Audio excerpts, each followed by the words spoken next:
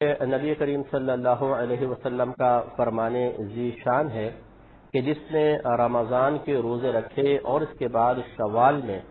6 روزے رکھ لیے تو اللہ تبارک و تعالیٰ اسے پورے سال کے روزوں کا ثواب عطا فرماتا ہے۔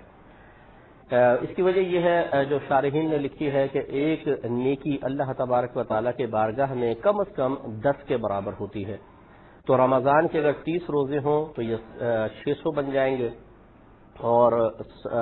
6 روزے یہ رکھے تو 300 بن جائیں گے، اور 10 روزے رکھے تو 60، یہ تو 360 اسلامی سال کے دن تقریباً 360 بنتے ہیں، تو گویا کہ پورے سال اس شخص نے روزہ رکھا۔ لیکن جیسے کہ اس دفعہ رمضان کے 29 روزے پاکستان میں ملے ہیں، لیکن نبی کریم صلی اللہ علیہ وسلم کا فرمان ذیشان اپنے مقام پر حق ہے۔ یہ جو توجیہ بیان کی ہے یا تفصیل یا تشریح بیان کی ہے یہ علماء کی طرف سے ہے، اور انہوں نے سمجھانے کے لیے وضاحت کے لیے بیان کی، تو ایسا نہیں ہو سکتا کہ ہم تشریح کو بنیاد بنا کر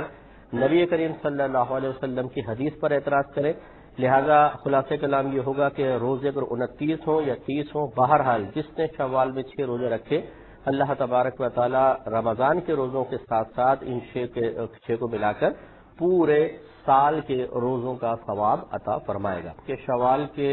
6 روزے رکھیں گے تو انشاءاللہ رمضان کے روزے چاہے 30 ہوں یا 29 ہمیں پورے سال کے روزوں کا ثواب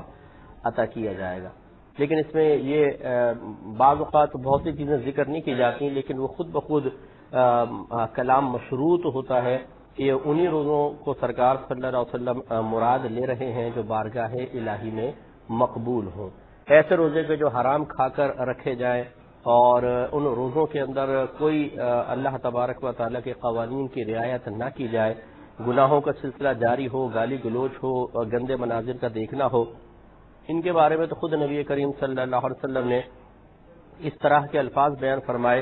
کہ ایسے روزے کی اللہ تبارک و تعالیٰ کو کوئی حاجت نہیں۔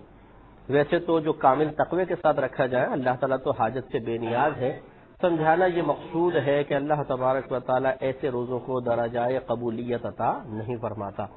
اس لیے جو یہ 6 روزے رکھے ہیں اس سے پہلے اپنے سابقہ رمضان کے روزوں کے بارے میں احتیاطاً اللہ کی بارگاہ میں توبہ کریں کہ یا رب کریم اگر ان روزوں کے رکھنے میں مجھ سے کوئی کوتاہی ہو گئی، جان بوجھ کر یا غلطی سے اس کو درگزر فرما لے، انہیں اپنی بارگاہ میں قبول فرما لے، اور اب یہ 6 روزے انتہائی تقوی، پرہیزگاری اور احتیاط کے ساتھ رکھ لیں۔ بعض لوگوں کے ذہن میں یہ خیال ہے کہ یہ 6 روزے اس وقت قبول ہوں گے کہ جب آپ عید کے دوسرے دن سے رکھنا شروع کریں گے۔ تو دیکھیں شریعت کا ایسا کوئی مطالبہ نہیں ہے، آپ چاہے دوسرے دن سے رکھیں، چاہے آپ 1 ہفتے بعد رکھنا شروع کریں، کوئی پابندی نہیں ہے۔ دوسرا یہ کہ بعض یہ سمجھتے ہیں کہ 6 روزے لگاتار رکھنے ہوں گے، ایسا بھی نہیں ہے۔ آپ 1 روزہ رکھیں، پھر 2 دن کا گیپ کر لیں، پھر 1 روزہ رکھیں۔ بس یہ ہے کہ شوال کا مہینہ ختم ہونے سے پہلے آپ 6 کی تعداد مکمل کر لیں تو اللہ تبارک و تعالی انشاءاللہ آپ کو یہ فضیلت اور ثواب عطا فرما دے گا۔